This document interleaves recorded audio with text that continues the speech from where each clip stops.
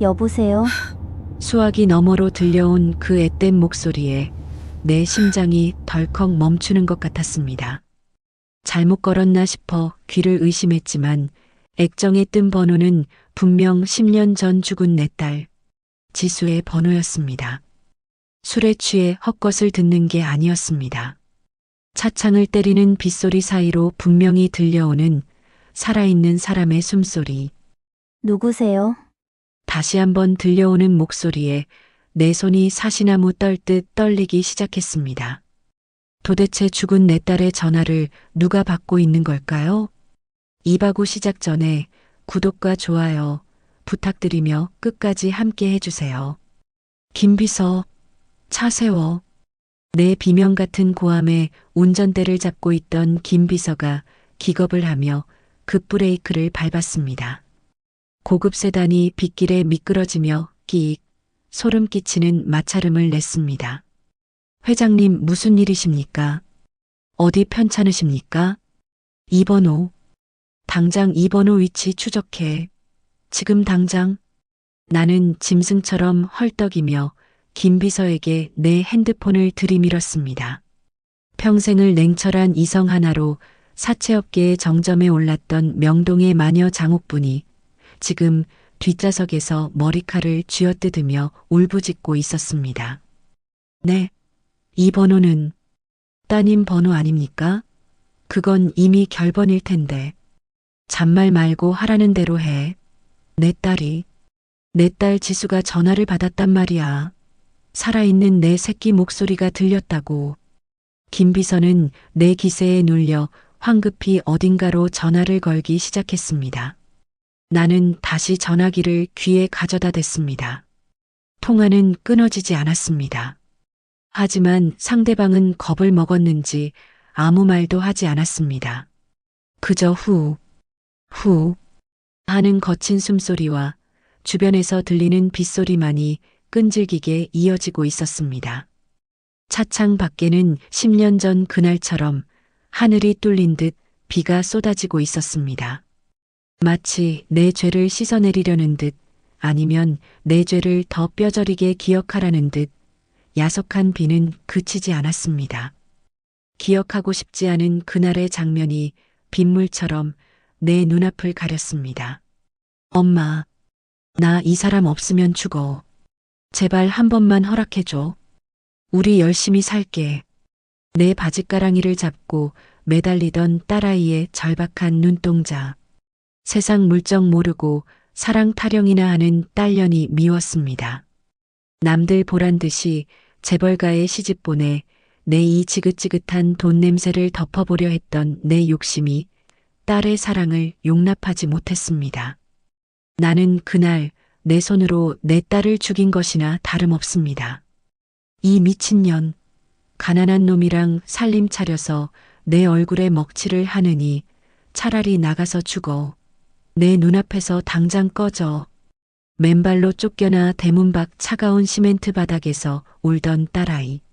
나는 그 애처로운 등을 향해 소금을 뿌리듯 독서를 퍼부었고 마지막 자비랍시고 백화점에서 사왔던 운동화 상자를 집어 던졌습니다. 이거나 신고 가. 그리고 다시는 죽어서도 내 집에 발 들이지 마라. 그게 마지막이었습니다. 딸이 병으로 죽었다는 소식이 들려왔을 때도 나는 그놈의 썩어 빠진 자존심 때문에 장례식장 문턱조차 밟지 않았습니다. 지가 좋아서 나갔으면 잘 살아야지 왜 죽어 하고 악다구니를 썼지만 사실은 무서웠던 겁니다. 싸늘하게 식어버린 딸을 마주하면 내가 저지른 짓이 얼마나 끔찍한지 인정해야 할까봐. 그런데 오늘 그 죽은 딸의 기일에 딸의 번호가 나를 부르고 있습니다. 회장님, 신호가 잡혔습니다. 그런데 위치가 김비서의 난처한 목소리가 내 회상을 깨뜨렸습니다. 어디야? 강남이야? 아니면 그놈 살던 달동네야? 그게 여기서 멀지 않은 곳입니다. 영등포 쪽 고시촌 골목입니다. 고시촌. 그 단어를 듣는 순간 가슴이 철렁 내려앉았습니다. 차는 빗길을 뚫고 미친 듯이 질주했습니다. 화려한 빌딩 숲을 지나 점점 불빛이 드문 어두운 골목으로 들어설수록 내 심장 박동은 빨라졌습니다. 차가 멈춘 곳은 서울 바닥에서도 가장 버림받은 곳처럼 보이는 악취와 쓰레기가 뒤엉킨 좁은 골목 입구였습니다. 여기서부터는 차가 못 들어갑니다, 회장님. 나는 김 비서의 말이 끝나기도 전에 차 문을 박차고 나갔습니다. 우산을 챙길 겨를도 없었습니다. 차가운 빗줄기가 내 얼굴을 사정없이 때렸습니다.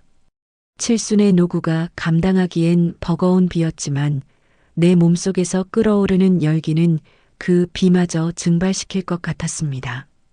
회장님, 우산 쓰십시오.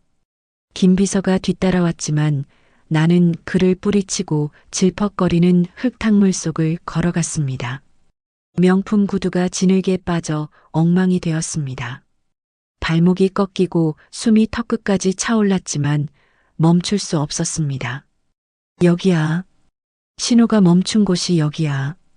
전화기 속 내비게이션 불빛이 가리키는 곳은 금방이라도 무너질 것 같은 낡은 고시원 건물의 뒷골목이었습니다. 썩은 음식물 쓰레기 냄새가 코를 찔렀습니다.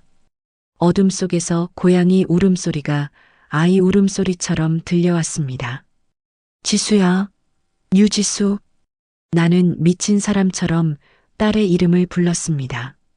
대답 대신 빗소리만이 내 목소리를 집어삼켰습니다. 그때였습니다. 저만치 껌뻑거리는 낡은 가로등 아래 무언가 움직이는 것이 보였습니다. 어른 키만한 리어카, 그 위에 위태롭게 쌓아 올린 젖은 박스더미, 그리고 그 리어카를 힘겹게 밀고 있는 너무나도 작고 왜소한 그림자. 나는 숨을 멈췄습니다. 비에 젖어 뼈만 남은 듯한 앙상한 어깨, 허름한 비닐 우비조차 걸치지 않고 낡은 추리닝 바람으로 비를 맞고 있는 그 뒷모습이 내 기억 속에 각인된 10년 전 내 딸의 마지막 뒷모습과 겹쳐 보였기 때문입니다. 아가, 나도 모르게 입에서 신음 같은 소리가 새어나왔습니다. 발이 떼어지지 않았습니다. 내 인기척을 느꼈는지 리어카를 밀던 아이가 멈칫하며 천천히 고개를 돌렸습니다. 빗물에 젖어 얼굴에 들러붙은 검은 머리카락, 그 사이로 드러난 창백하게 질린 하얀 얼굴, 그리고 세상의 모든 슬픔을 다 담은 듯한 서러울 정도로 맑고 깊은 눈망울. 아, 나는 그 자리에 못 박힌 듯 굳어버렸습니다.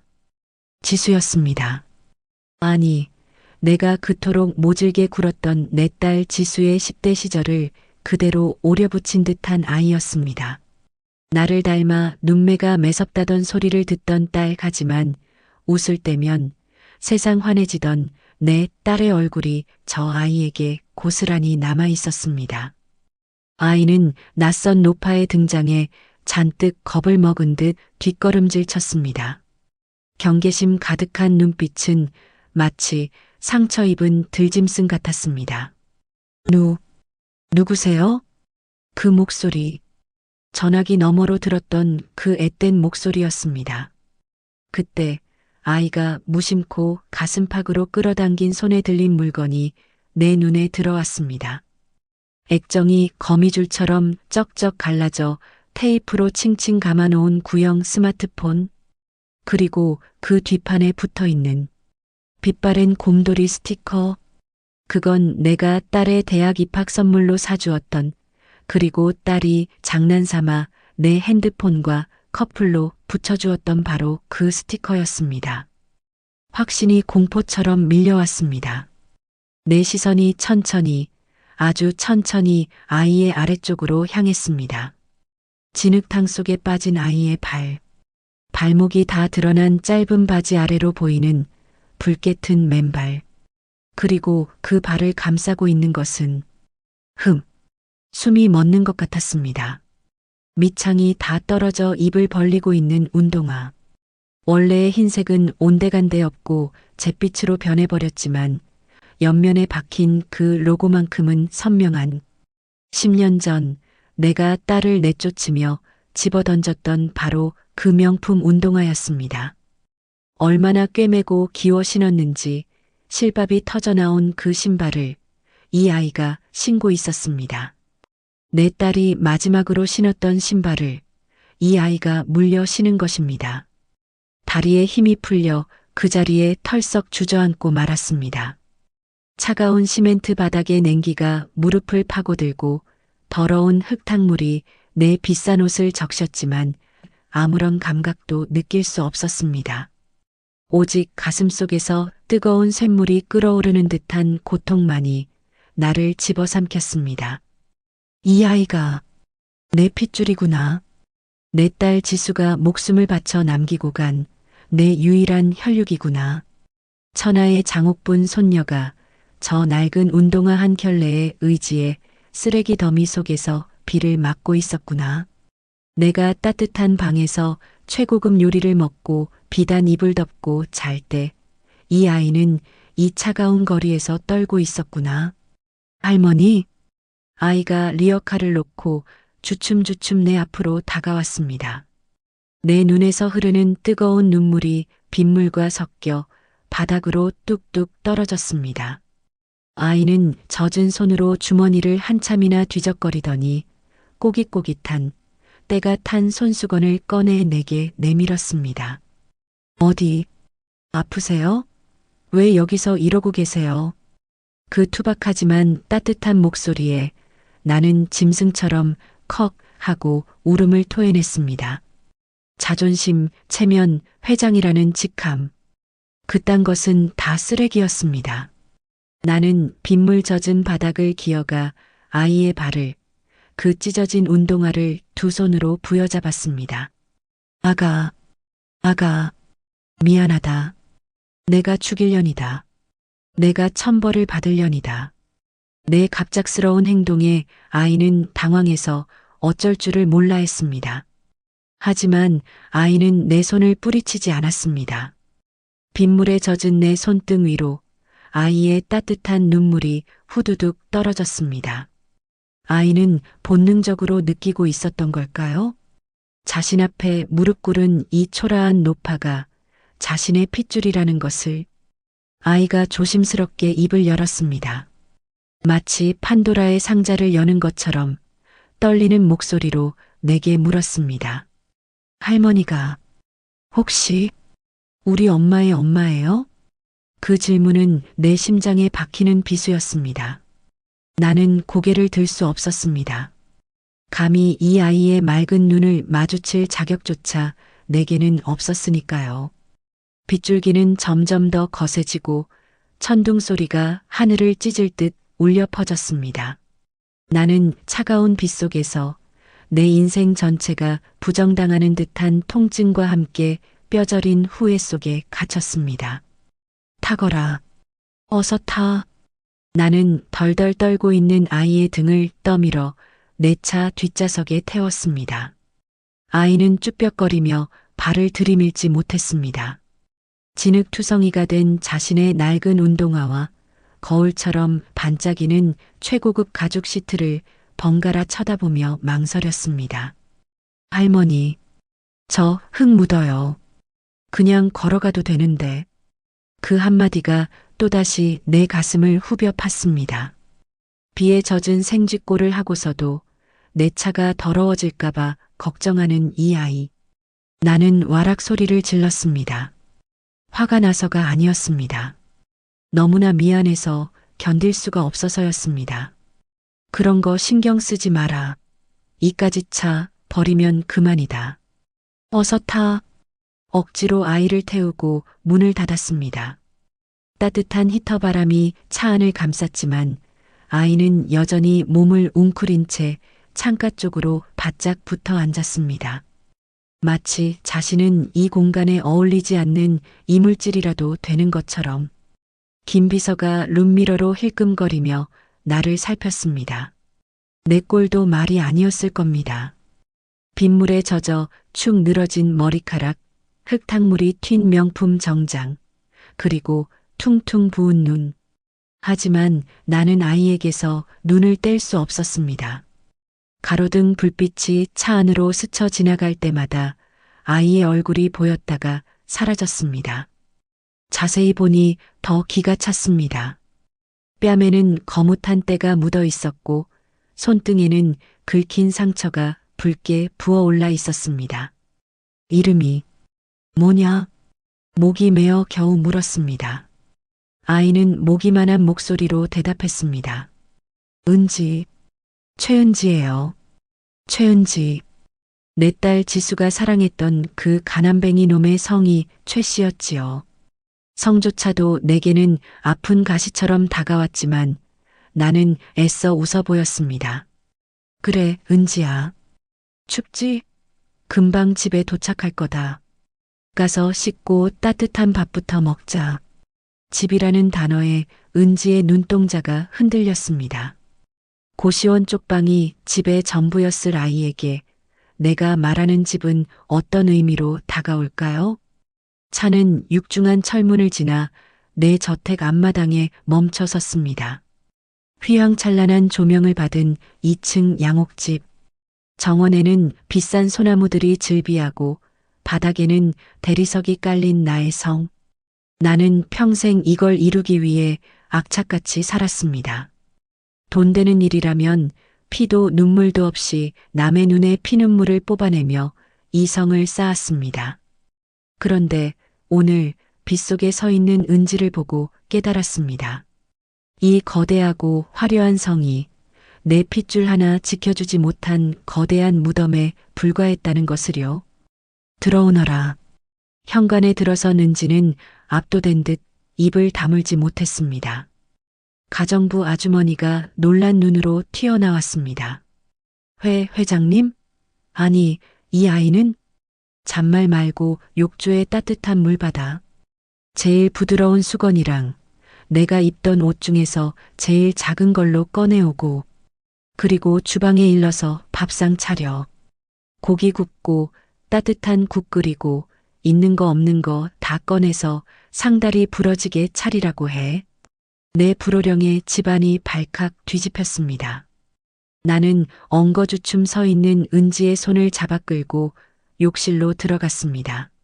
할머니, 제가 씻을게요. 혼자 할 수 있어요. 은지가 당황하며 손을 뺐지만 나는 고개를 저었습니다. 내 딸 지수가 어릴 때 늘 내 손으로 씻겨주곤 했습니다. 그 기억이 사무쳐서 내 손으로 이 아이의 때를 벗겨주고 싶었습니다. 가만히 있어라. 할미가 해주고 싶어서 그래. 아이의 젖은 옷을 하나씩 벗겨내던 나는 그만 숨을 멈추고 말았습니다. 헐렁한 티셔츠 속에 감춰져 있던 아이의 몸은 말 그대로 피골이 상접해 있었습니다. 갈비뼈가 앙상하게 드러나 숨 쉴 때마다 오르내렸고 팔다리는 나뭇가지처럼 가늘었습니다. 하지만 나를 더 경악하게 만든 건 그 앙상한 등과 팔에 남아있는 흉터들이었습니다. 푸르스름한 멍 자국, 무언가에 긁힌 긴 상처, 담뱃불에 데인 듯한 검은 자국들. 은지야, 이게 다 뭐냐? 내 손이 덜덜 떨렸습니다. 아이는 황급히 팔로 몸을 가리며 시선을 피했습니다. 그냥 일하다가 다친 거예요. 별거 아니에요. 일? 무슨 일을 하면 몸이 이 지경이 돼? 그리고 저 화상 자국은? 아이는 입을 꾹 다물었습니다. 그 침묵이 더 무서웠습니다. 지난 10년 내가 딸을 잊으려 애쓰며 호의호식하는 동안 내 딸의 딸은 어떤 지옥을 살아낸 걸까요? 고시원 골목에서 폐지를 줍던 모습이 떠올랐습니다. 그 험한 거리에서 보호자 하나 없는 여자아이가 겪었을 수모와 고통이 상상조차 되지 않아 억장이 무너졌습니다. 나는 말없이 눈물을 삼키며 따뜻한 물을 아이의 몸에 끼얹었습니다. 거품을 내어 아이의 등을 문지르자 검은 구정물이 흘러내렸습니다.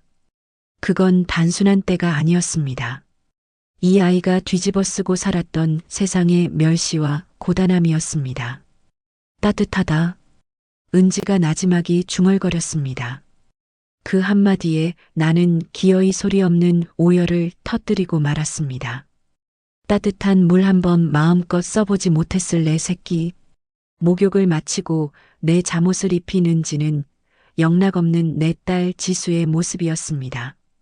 식탁 위에는 내가 지시한 대로 진수성찬이 차려져 있었습니다.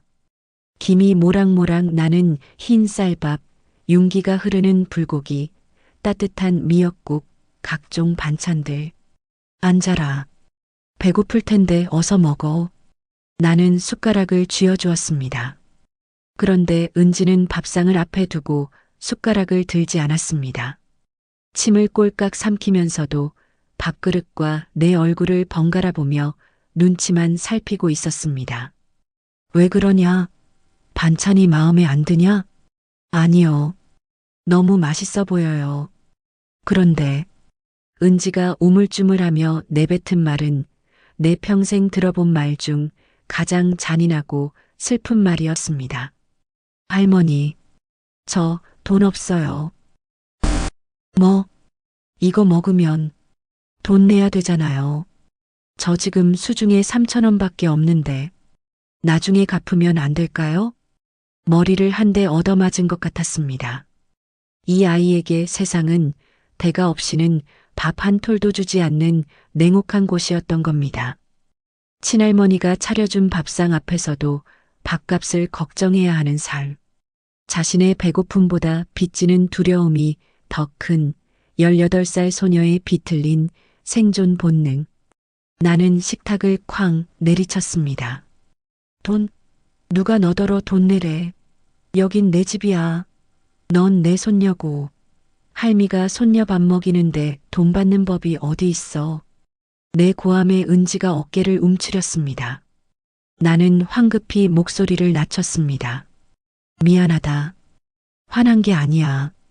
그냥 먹어. 평생 먹어도 공짜니까 제발 걱정 말고 먹어. 그제야 은지는 조심스럽게 숟가락을 들었습니다. 첫 숟가락을 입에 넣자마자 아이의 눈에서 눈물이 주르륵 흘러내렸습니다. 그 다음부터는 허겁지겁이었습니다. 씹지도 않고 밥을 삼키고 고기를 입안 가득 밀어 넣었습니다. 목이 메어 캑캑거리면서도 멈추지 않았습니다. 마치 지금 안 먹으면 누군가 뺏어갈 것처럼. 나는 그 모습을 보며 가슴을 쥐어뜯었습니다. 내가 무슨 짓을 한 건가. 내 자존심 세우겠다고 내 핏줄을 굶겨 죽일 뻔했구나. 어느 정도 허기가 채워지자 은지의 숟가락질이 느려졌습니다. 나는 떨리는 목소리로 가장 묻고 싶었지만 두려웠던 질문을 던졌습니다. 은지야, 내 엄마, 우리 지수, 왜 그렇게 된 거냐? 병이라고 들었는데. 무슨 병이었어? 은지가 숟가락을 내려놓았습니다. 슬픈 눈망울이 나를 향했습니다. 위암이었어요. 위암? 요즘 세상에 위암으로 죽는 사람이 어디 있어? 수술하면 살 수 있잖아. 젊은 애가 왜? 돈이 없었으니까요. 은지의 목소리는 담담해서 더 아팠습니다. 엄마, 처음엔 그냥 속이 쓰리다고 했어요. 병원 가라고 해도 약국 약만 먹고 참았어요. 병원비 아껴서 제 교복 사줘야 한다고요. 나중엔 피를 토했는데 그때는 이미 늦었대요. 수술비가 없어서 그냥 진통제만 먹다가 갔어요. 아, 나는 식탁볼을 부여잡고 비명을 질렀습니다. 돈, 그놈의 돈. 내 금고에는 수천억 원의 돈다발이 썩어가고 있는데 내 딸은 수술비 몇백만 원이 없어서 진통제로 버티다 죽었다는 겁니다. 내가 딸을 내쫓으면서 신용카드를 다 정지시키고 주변에 도움도 주지 말라고 엄포를 놓았던 그날의 내가 떠올랐습니다. 결국 내가 죽인 겁니다. 병마가 아니라 가난이 아니라 이 못난 어미가 돈줄을 끊어서 딸을 말려 죽인 겁니다. 그럼 아빠라는 작자는? 그놈은 뭐 했어? 아빠는 빚쟁이들 피해서 도망 다녔어요. 엄마 장례식 날에도 안 왔어요. 잡히면 죽는다고. 기가 막혔습니다. 사랑 타령하며 내 딸을 데려간 놈이 딸이 죽어갈 때 도망을 쳤다니. 그런데 은지야, 아까 그 전화기. 엄마 전화기 말이다. 그건 왜 아직도 가지고 있어? 요금은 어떻게 내고? 이미 끊겼어야 할 전화였습니다. 죽은 사람 전화니까요. 은지가 주머니에서 깨진 전화기를 꺼내 소중하게 어루만졌습니다. 제가 알바해서 내요. 고시원 총무님한테 부탁해서 제 명의로 돌려놨어요. 왜? 안 쓰는 전화를 왜? 은지가 희미하게 웃었습니다. 여기에 엄마 목소리가 있거든요. 음성사서함 안내 멘트요. 엄마가 보고 싶을 때마다 전화를 걸면 엄마 목소리를 들을 수 있으니까요. 이 번호 없어지면 엄마 목소리도 영영 사라지잖아요. 나는 더 이상 참지 못하고 자리에서 일어나 은지를 와락 끌어안았습니다. 엄마 목소리 하나 지키겠다고 그 어린 것이 폐지를 줍고 식당 설거지를 하며 전화요금을 내왔다는 사실이 내 심장을 난도질했습니다. 미안하다. 은지야, 정말 미안하다. 할미가 잘못했다. 내 품에 안긴 은지의 몸이 딱딱하게 굳어 있다가 서서히 풀리며 내 어깨에 얼굴을 묻었습니다. 그리고 처음으로 소리내어 울기 시작했습니다. 10년간 참아왔던 서름이 댐이 무너지듯 터져나왔습니다. 그 밤 나는 잠든 은지의 머리맡을 지켰습니다. 깨끗한 이불 속에서 새근새근 잠든 아이의 얼굴은 천사 같았습니다.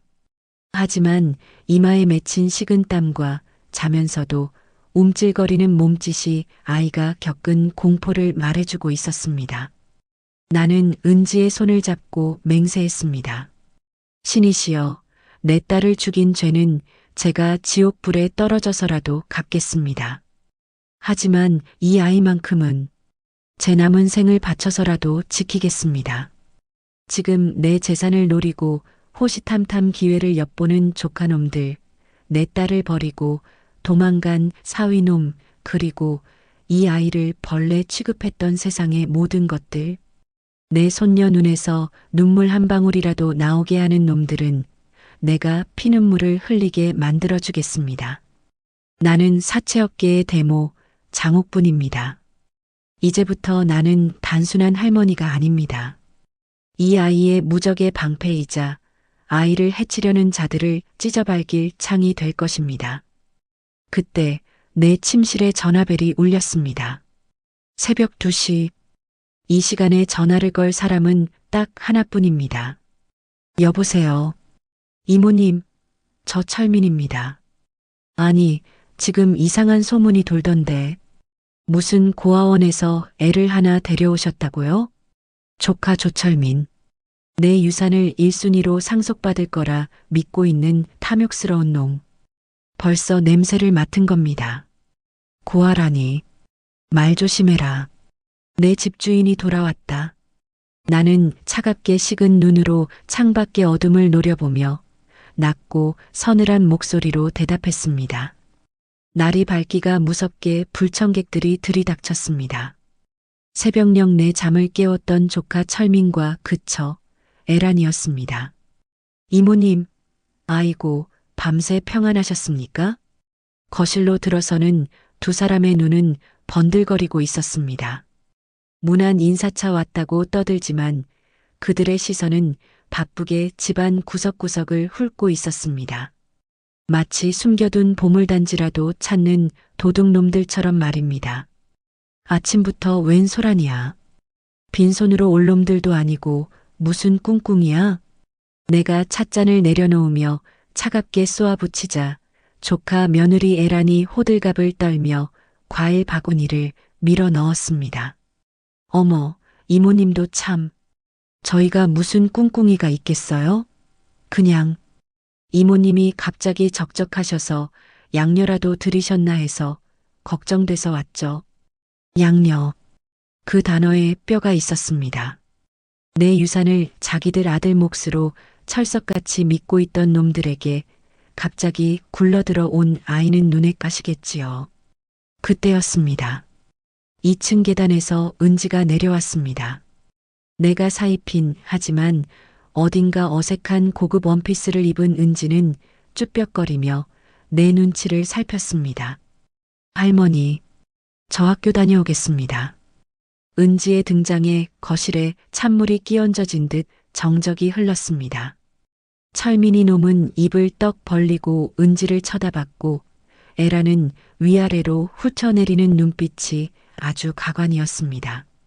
마치 백화점 매대에 놓인 싸구려 물건 감정하듯이 멸시와 경계가 뒤섞인 눈빛. 어머, 얘가 걔예요? 고시원에서 데려왔다는? 에란이 코를 찡긋하며 부채질을 했습니다. 마치 냄새라도 난다는 듯한 그 천박한 몸짓에 내 속에서 천불이 일었습니다. 말 조심해라. 내 손녀다. 죽은 지수 딸이야. 내 선언에 두 사람은 경악했습니다. 지수 누나 딸이라고요? 그 누나 죽은 지가 언젠데. 이모님 속지 마세요. 요즘 노인네들 등쳐먹는 사기꾼들이 얼마나 많은데요. 유전자 검사는 해보셨어요? 철민이 놈이 펄쩍 뛰며 소리쳤습니다. 나는 찻잔을 바닥에 집어던졌습니다.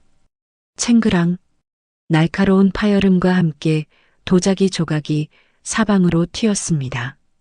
내 놈 눈깔은 폼으로 달고 다니냐? 저 얼굴을 보고도 그런 소리가 나와. 지수 어릴 때랑 판박이인 애를 두고 사기꾼? 당장 내 집에서 꺼져. 내 불호령에 기가 죽은 놈들이 꼬리를 내렸습니다. 하지만 물러설 놈들이 아니었습니다.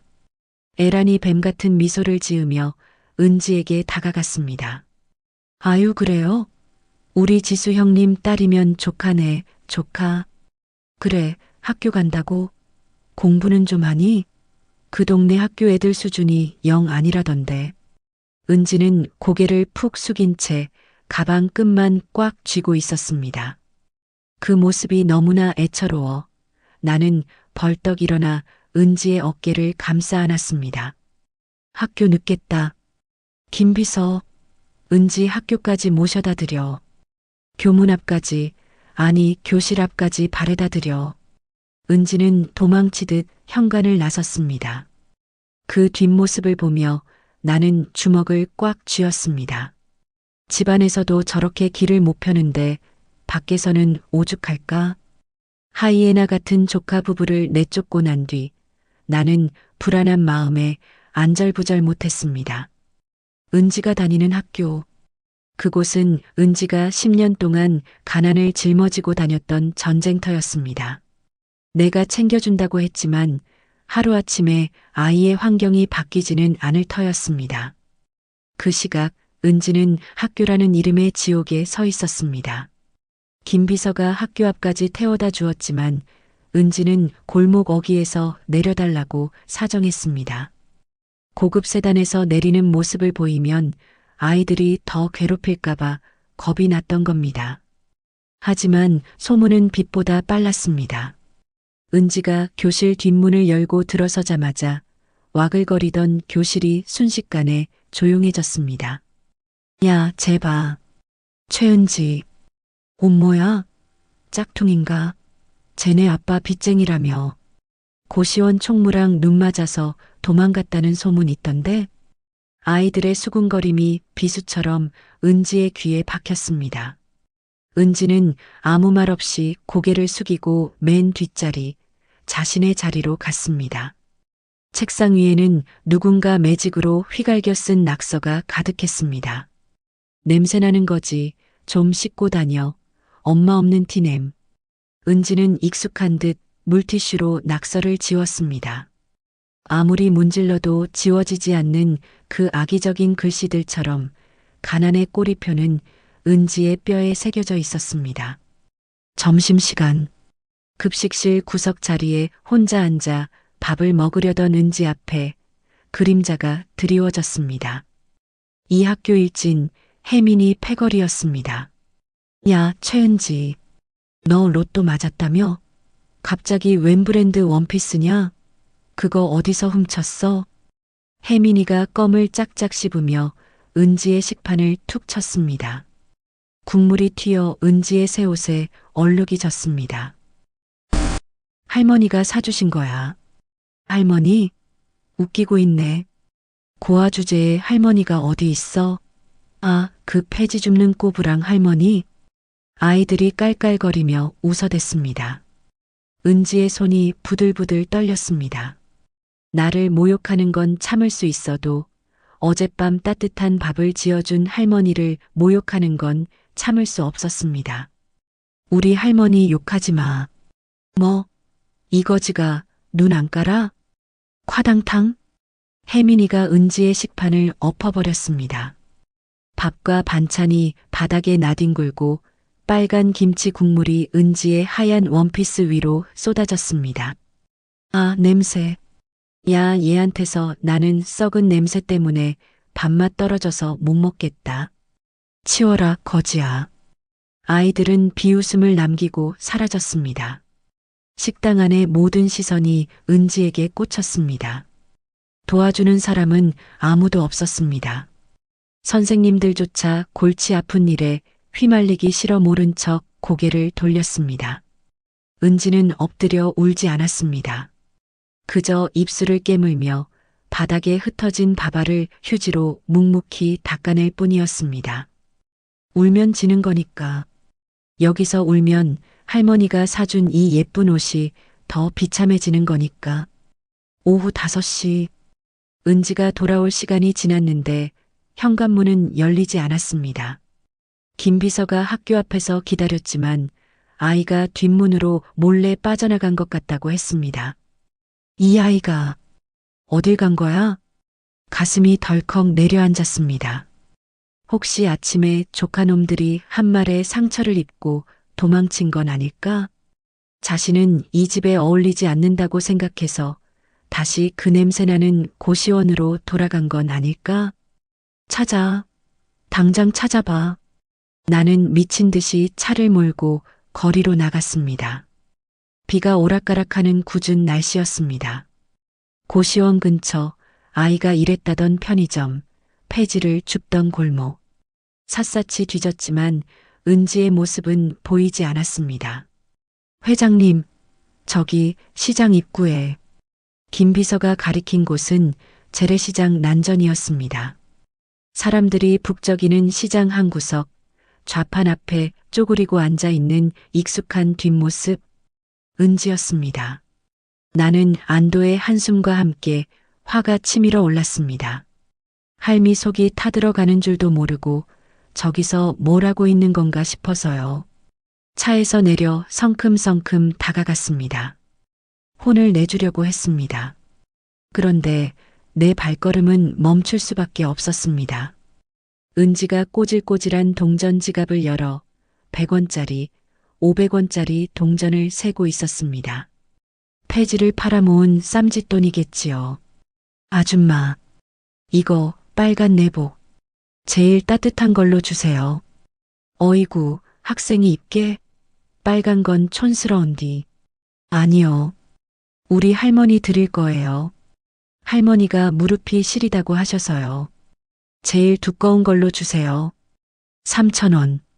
깎아주시면 안 돼요?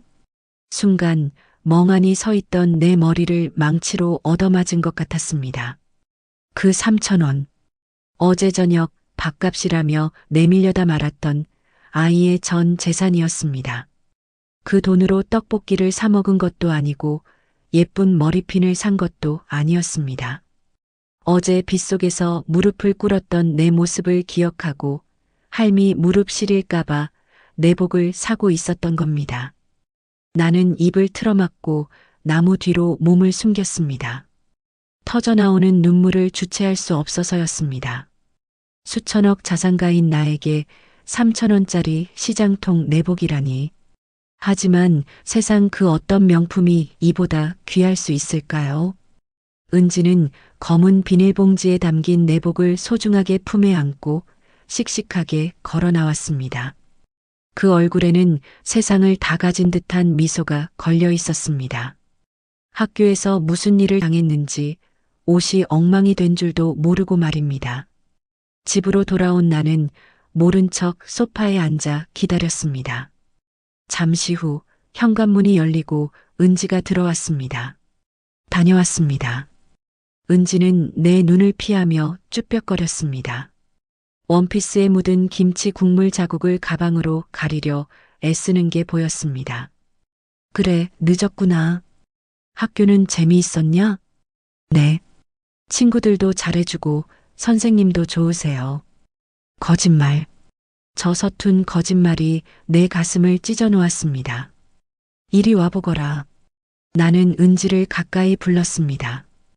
그리고 아이가 숨기고 있는 검은 비닐봉지를 보며 물었습니다. 그건 뭐냐?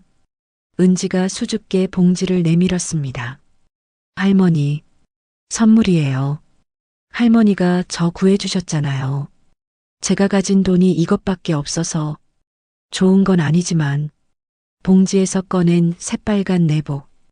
촌스럽기 그지없는 그 내복을 받아든 내 손이 떨렸습니다. 고맙다. 정말 고맙다, 은지야. 내 평생 받은 선물 중에 제일 예쁘구나. 나는 은지를 와락 끌어안았습니다. 그때였습니다. 내 손에 닿은 은지의 등에서 아이가 앗하고 짧은 비명을 질렀습니다. 왜 그러냐? 어디 다쳤어? 아, 아니에요. 그냥 넘어져서. 나는 아이의 말을 무시하고 억지로 등 뒤를 확인했습니다. 원피스 지퍼 사이로 보이는 하얀 피부, 그 위에 선명하게 찍힌 시퍼런 멍 자국과 손톱 자국들, 그리고 옷자락 끝에 묻은 닦아도 지워지지 않은 김치 국물의 흔적. 넘어진 게 아니었습니다. 이건 명백한 폭력이었습니다. 누군가 내 손녀를 때리고 밀치고 짓밟은 흔적이었습니다. 누구냐? 내 목소리가 지옥에서 올라온 듯 낮게 깔렸습니다. 누가 내 새끼 몸에 손을 댔어? 은지는 덜덜 떨며 고개를 저었습니다. 아무것도 아니에요.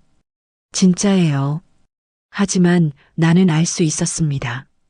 아이의 눈 속에 담긴 공포를. 그리고 깨달았습니다. 돈으로 처바른 옷을 입혀보낸다고 해서 이 아이를 지킬 수 있는 게 아니라는 것을. 하이에나 같은 놈들은 내 손녀가 약해 보이는 순간 언제든 물어뜯으려 달려든다는 것을. 나는 은지를 꽉 껴안으며 어깨 너머로 김비서를 노려보았습니다. 내 눈빛을 읽은 김비서가 긴장하며 자세를 고쳐 잡았습니다. 내 안에 잠자고 있던 명동마녀의 본성이 꿈틀거리며 깨어났습니다. 감히 누구 허락을 받고 내 손녀를 건드려? 감히 내 집주인의 몸에 생채기를 내? 나는 은지의 귀에 대고 나지막이 속삭였습니다. 은지야, 내일은 할미랑 같이 학교에 가자. 네, 할머니가요? 그래. 우리 은지 밥은 잘 나오는지, 친구들은 어떤지 할미가 직접 가서 봐야겠다. 내 입가에 서늘한 미소가 걸렸습니다. 내일 아침 그 학교는 뒤집어질 겁니다. 교장이고 이사장이고 다 무릎 꿇릴 겁니다. 내 손녀 눈에서 눈물 나게 한 놈들, 그 부모들까지 모조리 찾아내서 피눈물을 쏟게 만들 겁니다. 다음 날 아침 등굣길 풍경은 평소와 달랐습니다. 은지는 평소처럼 교문 앞에서 내려달라고 했지만 나는 단호하게 고개를 저었습니다. 가만히 있어라. 오늘은 내가 내 운전기사다. 나는 김비서에게 눈짓을 보냈습니다. 김비서가 무전기에 대고 짧게 명령을 내렸습니다. 진입합니다. 그 말과 함께 교문 밖에서 대기하고 있던 검은색 세단 10여 대가 줄지어 학교 안으로 들어섰습니다. 등교하던 학생들이 길을 비키며 웅성거렸습니다. 선생님들이 호루라기를 불며 뛰어나왔지만 위압적인 차량 행렬을 막을 수는 없었습니다. 먼지를 일으키며 운동장을 가로지른 차들은 본관 건물 현관 바로 앞에 도열했습니다.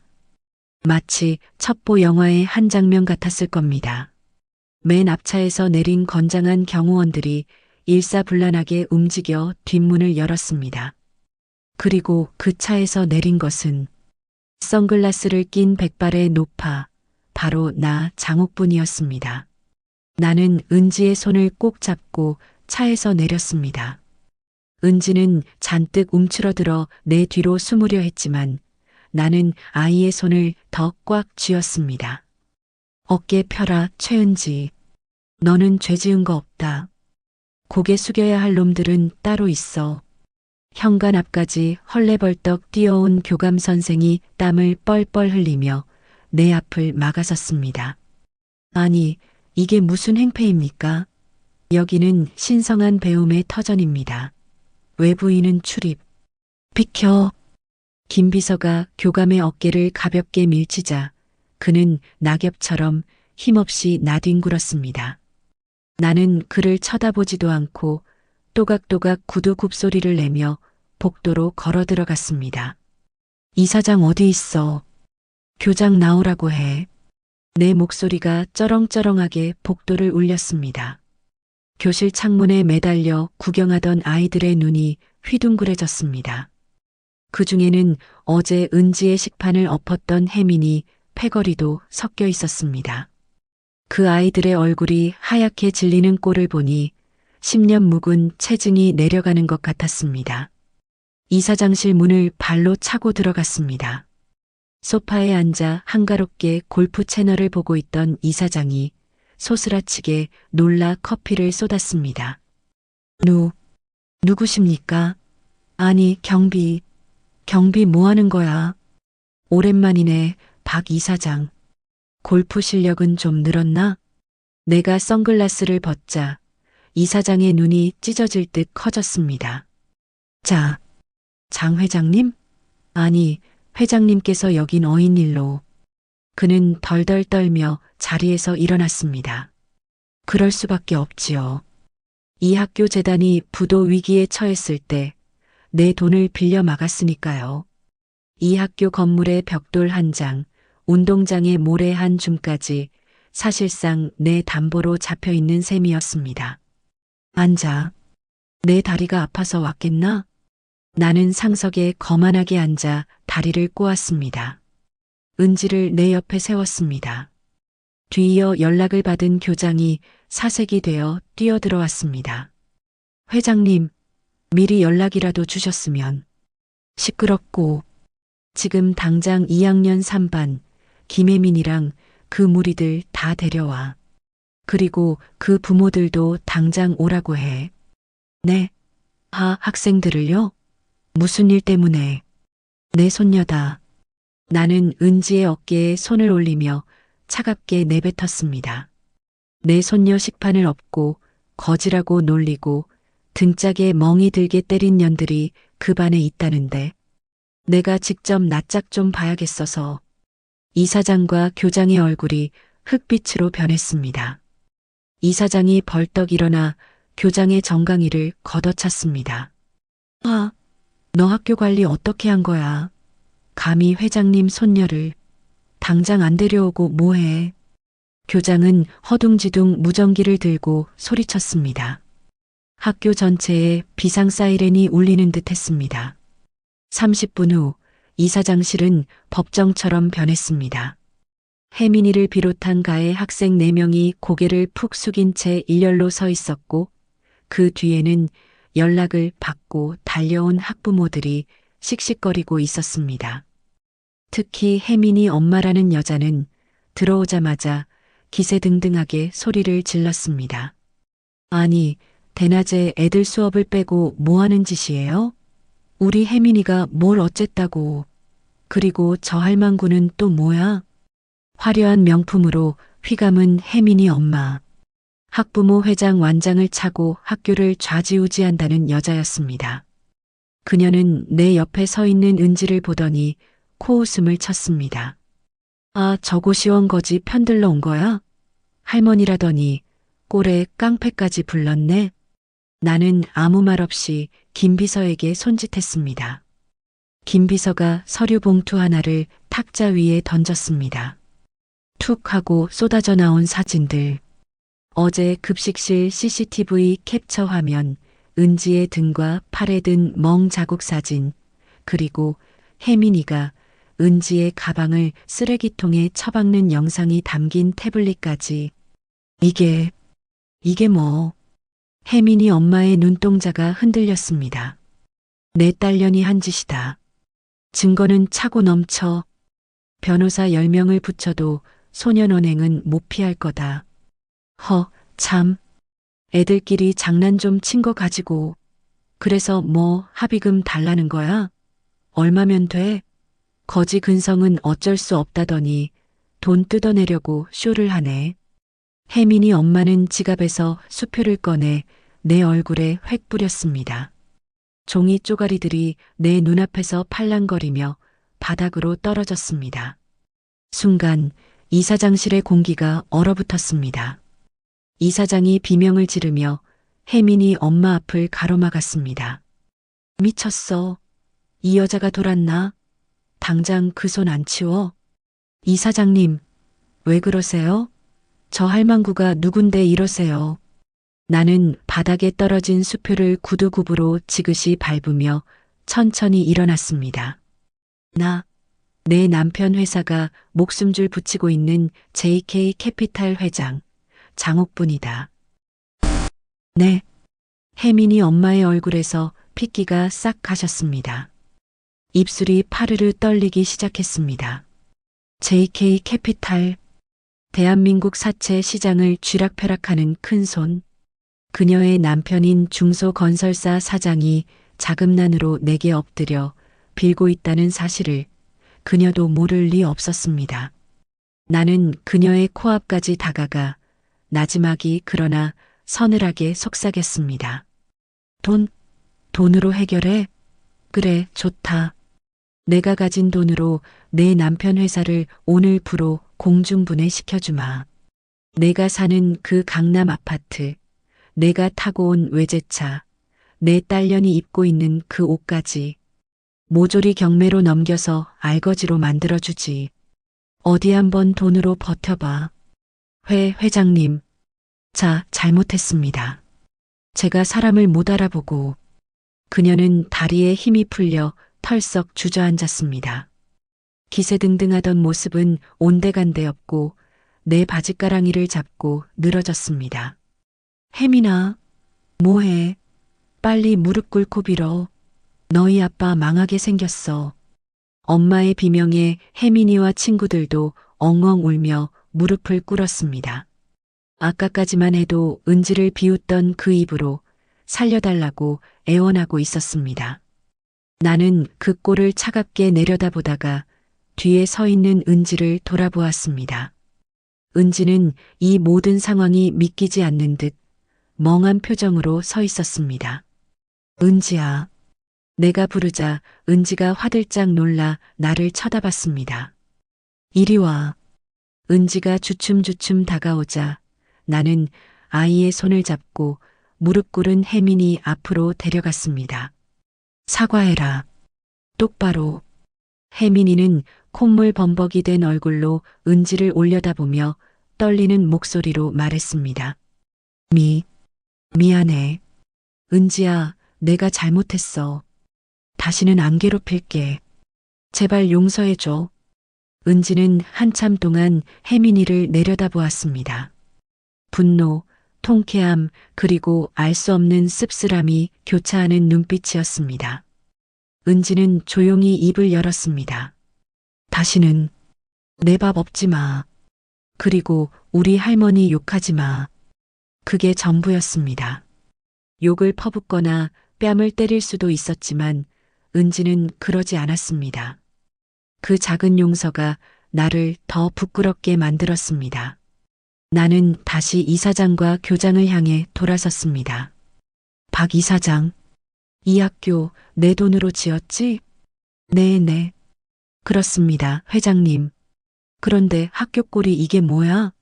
내 손녀가 밥 먹다가 봉변을 당하고 선생이란 작자들은 수수방관하고 내가 이 학교를 계속 살려둬야 할 이유가 있나? 시정하겠습니다. 당장 학폭위 열어서 저 학생들 퇴학, 아니 전학 조치하고 담당 교사 징계하고 은지 양이 학교 다니는데 불편함이 없도록 황제처럼 모시겠습니다. 필요 없어. 나는 단칼에 잘랐습니다. 내 손녀 오늘 부로 전학시킨다. 이런 썩어 빠진 학교에 내 귀한 새끼 하루도 더 못 둬. 대신 조건이 있다. 저 가해자 놈들 생활기록부에 학폭 내용 토시 하나 빼먹지 말고 기록해. 그리고 전학 가는 학교에도 다 통보해. 만약 하나라도 봐줬다는 소리 들리면 그날로 이 학교 문 닫고 쇼핑몰로 밀어버릴 줄 알아. 명심하겠습니다. 맹세합니다. 이사장이 90도로 허리를 굽혔습니다. 교장과 다른 학부모들도 도미노처럼 고개를 숙였습니다. 나는 은지의 어깨를 감싸고 이사장실을 나섰습니다. 복도 끝까지 쩌렁쩌렁하게 울리던 내 목소리가 멈추자 밖은 쥐 죽은 듯 조용했습니다. 구경하던 아이들이 모세의 기적처럼 길을 터주었습니다. 그들의 눈빛은 더 이상 경멸이 아니었습니다. 두려움 그리고 경외심이었습니다.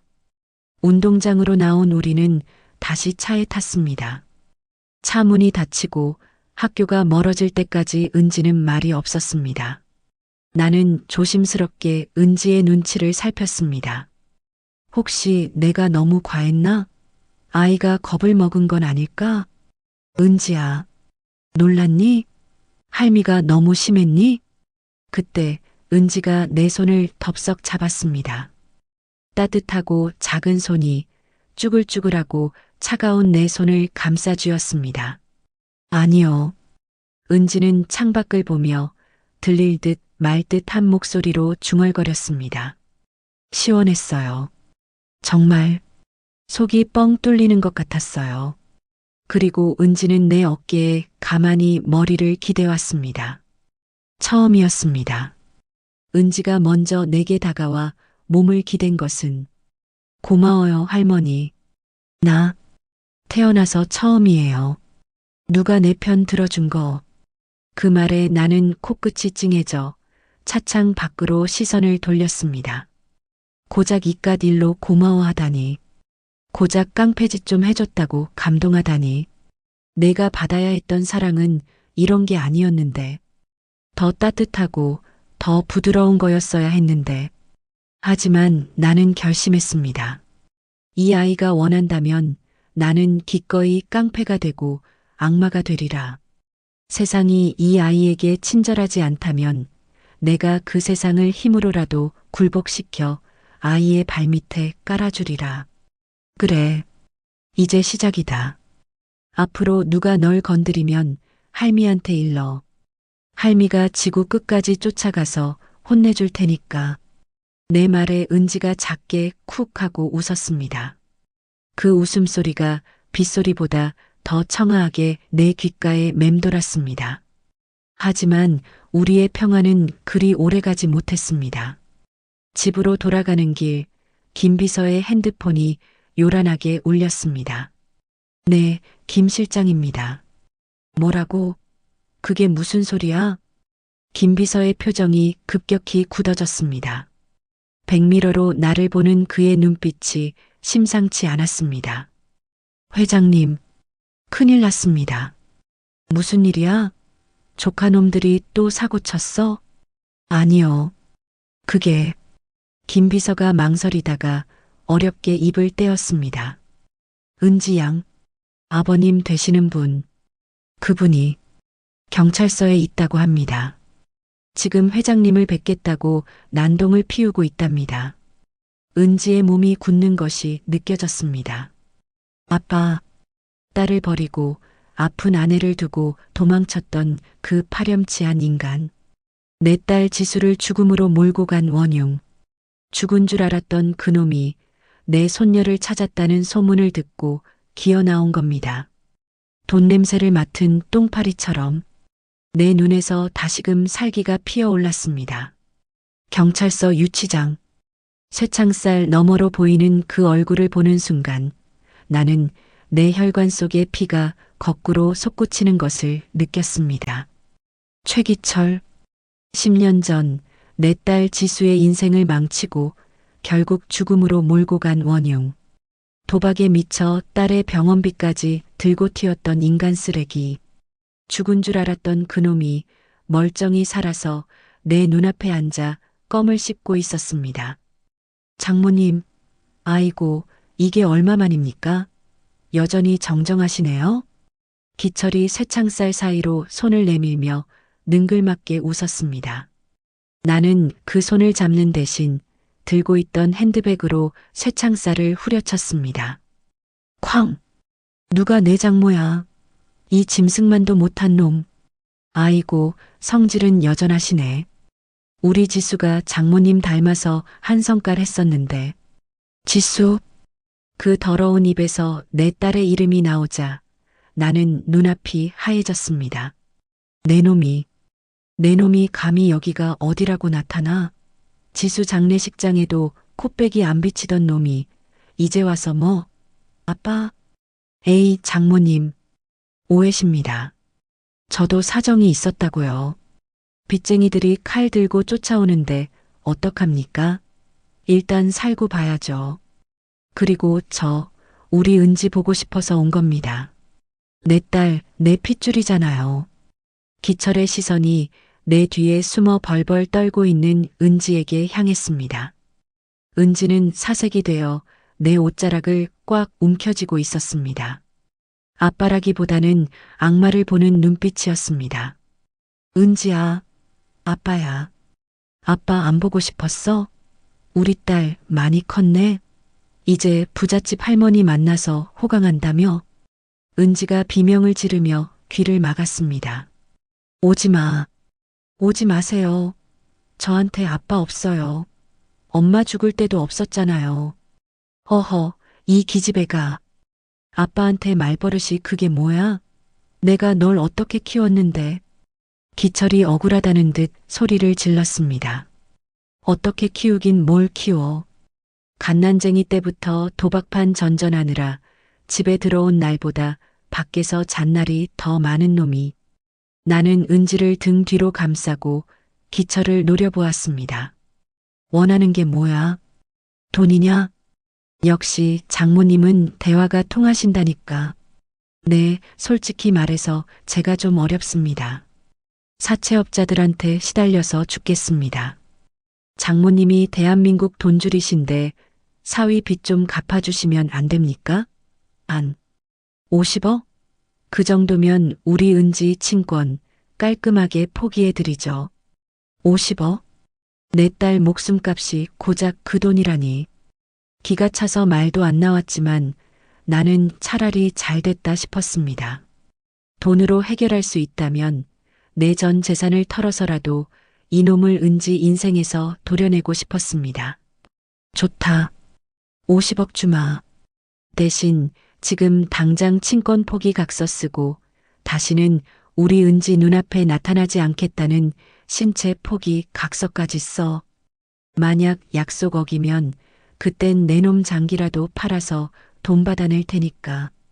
나는 김 비서에게 눈짓을 했습니다. 김 비서가 준비해온 서류를 꺼내려던 찰나였습니다. 잠깐만요, 장모님. 제가 생각을 좀 해봤는데. 기철이 갑자기 비릿한 미소를 지으며 말을 바꿨습니다. 50억은 좀 적은 것 같네요. 장모님 재산이 수천억이라면서요? 게다가 제가 은지 데리고 있으면 매달 생활비다 양육비다 해서 더 뜯어낼 수 있을 텐데. 황금알 낳는 거위를 단돈 50억에 팔기는 좀 아깝지 않나요? 뭐라고? 법적으로 제가 친권자입니다. 장모님이 아무리 날고 기어도 친부인 제가 데려가겠다고 하면 경찰도 못 막아요. 그렇죠, 형사님?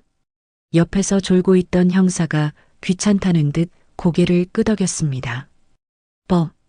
그놈의 법이 내 발목을 잡았습니다. 아동학대 증거가 명백하지 않은 이상 친권자의 권리는 절대적이었습니다. 게다가 이놈은 교묘하게도 은지를 직접 때린 적은 없었습니다. 방임하고 유기했을 뿐 법망을 피해 다닌 놈이었습니다. 그러니까 은지는 제가 데려가겠습니다. 장모님이 50억이 아니라 제 빚 100억 다 갚아주시고 제 사업 자금으로 500억 정도 챙겨주시면 그때 다시 생각해보죠. 500억? 미친놈이었습니다. 이건 협상이 아니었습니다. 은지를 인질로 잡고 나를 말려 죽이겠다는 협박이었습니다. 이 죽일 놈이. 나는 쇠창살을 붙잡고 부들부들 떨었습니다. 당장이라도 들어가서 저놈의 목을 물어뜯고 싶었지만 경찰들이 나를 제지했습니다. 회장님, 여기서 이러시면 안 됩니다. 일단 귀가하시고 변호사 통해서 해결하시죠. 못 가. 내 손녀 두고는 한 발자국도 못 가. 저놈이 내 손녀 데려가면 또 팔아먹을 거야. 내 딸 팔아먹은 것처럼 또 팔 거라고. 내가 절규했지만 소용없었습니다. 기철은 유치장 안에서 휘파람을 불며 여유를 부렸습니다. 은지야, 짐 싸라. 아빠 내일 나간다. 나가서 아빠랑 같이 살자. 응? 은지는 공포에 질려 실신 직전이었습니다. 나는 김 비서의 부축을 받아 억지로 경찰서를 나와야 했습니다. 등 뒤에서 들리는 기철의 웃음소리가 악마의 속삭임처럼 귓가를 맴돌았습니다. 집으로 돌아온 후 집안 분위기는 초상집 같았습니다. 은지는 방에 틀어박혀 나오지 않았습니다. 나는 거실 소파에 앉아 줄담배를 피워댔습니다. 평소엔 피우지도 않는 담배가 오늘따라 쓰지 않았습니다. 속이 새까맣게 타들어가서일 겁니다. 변호사는 뭐래? 친권 박탈 못 시킨대? 그게 쉽지 않답니다. 친부가 양육 의지를 강력하게 보이고 있고 과거 학대 증거도 불충분해서 소송을 해도 몇 년은 걸릴 거라고. 김 비서가 고개를 떨구었습니다. 돈도 있고 힘도 있는데 왜 법 앞에서는 이렇게 무력한 걸까요? 내가 쌓아 올린 금자탑이 모래성처럼 느껴졌습니다. 그때 2층에서 은지 방문이 열리는 소리가 들렸습니다. 은지가 내려왔습니다. 얼굴은 퉁퉁 부어 있었지만 표정은 묘하게 차분했습니다. 할머니, 은지야, 걱정 마라. 내가 내일 최고 로펌 변호사들 다 부를 거야. 그놈이 감히 너 못 데려가게 할 거다. 할미 믿지? 은지가 힘없이 미소 지었습니다. 네, 믿어요. 할머니, 저 배고파요. 밥 좀 주세요. 밥을 달라는 말에 나는 뛸 듯이 기뻤습니다. 그래, 먹어야 싸우지. 먹어야 산다. 나는 부엌으로 달려가 직접 상을 차렸습니다. 은지가 좋아하는 불고기, 계란말이, 된장찌개. 은지는 묵묵히 밥을 먹었습니다. 한 숟가락, 두 숟가락. 꼭꼭 씹어 삼키는 그 모습이 왠지 모르게 비장해 보였습니다. 할머니, 할머니 만나서 정말 좋았어요. 싱겁기는 앞으로 평생 같이 살 건데 무슨 소리냐? 그리고 죄송해요. 저 때문에 할머니 힘들게 해서 쓸데없는 소리, 그깟 놈 하나 처리 못할까봐? 할미가 누군데? 장옥분이야, 장옥분. 나는 짐짓 큰 소리를 쳤지만 손끝이 떨리는 건 감출 수 없었습니다. 은지는 식사를 마치고 내게 다가와 내주름진 손을 꼭 잡았습니다. 할머니 손, 참 따뜻해요. 엄마 손 같아요. 그래, 이제 내가 내 엄마다. 아빠 같은 거 없어도 돼. 은지는 내 품에 잠시 안겼다가 방으로 올라갔습니다. 그 뒷모습이 왜 그리 작아 보이던지 나는 불안한 마음에 밤새 잠을 이루지 못했습니다. 다음 날 아침, 불길한 예감은 언제나 적중한다고 했던가요? 아침 식사 시간이 되었는데도 은지가 내려오지 않았습니다. 은지야, 학교 가야지. 방문을 열었을 때 나는 그 자리에 얼어붙고 말았습니다. 방은 깨끗하게 정돈되어 있었고 침대 위에는 내가 사준 옷들이 가지런히 개켜져 있었습니다. 그리고 책상 위에 놓인 하얀 편지 한 장. 할머니께 떨리는 손으로 편지를 집어들었습니다. 할머니, 저 떠나요. 찾지 마세요. 저 때문에 할머니가 그 사람한테 돈 뺏기는 거 싫어요. 할머니가 힘들게 번 돈이잖아요. 그리고 저 때문에 할머니가 괴로워하는 거 못 보겠어요. 그 사람은 제가 없으면 할머니 안 괴롭힐 거예요. 그냥 저 하나 없어지면 다 해결돼요. 짧았지만 정말 행복했어요. 태어나서 처음으로 사랑받는다는 게 뭔지 알게 해주셔서 감사합니다. 부디 건강하세요. 안녕히 계세요. 은지야. 나는 편지를 구겨쥐고 비명을 질렀습니다. 이 바보 같은 녀석이 할미 위한다고 그놈한테서 나를 지키겠다고 제 발로 나간 겁니다. 내가 500억이 아니라 5천억을 줘서라도 널 지키려 했다는 걸 왜 모르니? 김비서, 은지 찾아. 당장 찾아. 나는 잠옷바람으로 뛰쳐나갔습니다. 하지만 세상은 넓고 작정하고 숨은 아이 하나 찾기란 서울에서 김서방 찾기보다 어려운 일이었습니다. 그 시각 집 밖의 골목어기 검은 모자를 푹 눌러 쓴 은지가 눈물을 훔치며 걷고 있었습니다. 그 뒤를 검은 승합차 한 대가 소리 없이 따르고 있었습니다. 승합차 안에는 내 조카 철민과 유치장에서 풀려난 기철이 나란히 타고 있었습니다. 형님, 타이밍 죽이네요. 애가 제 발로 나오다니. 철민이 비열하게 웃으며 말했습니다. 그러게 말이다. 우리끼리 말 맞춘 보람이 있네. 애만 확보하면 장 회장 돈은 다 우리 거지. 기철이 킬킬거렸습니다. 그렇습니다. 이 모든 건 철민과 기철이 짜고 친 고스톱이었습니다.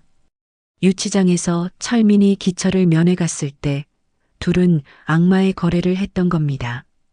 기철이 은지를 데려가서 장 회장을 협박하면 철민이 뒤에서 바람을 잡아 돈을 뜯어내고 반씩 나누기로.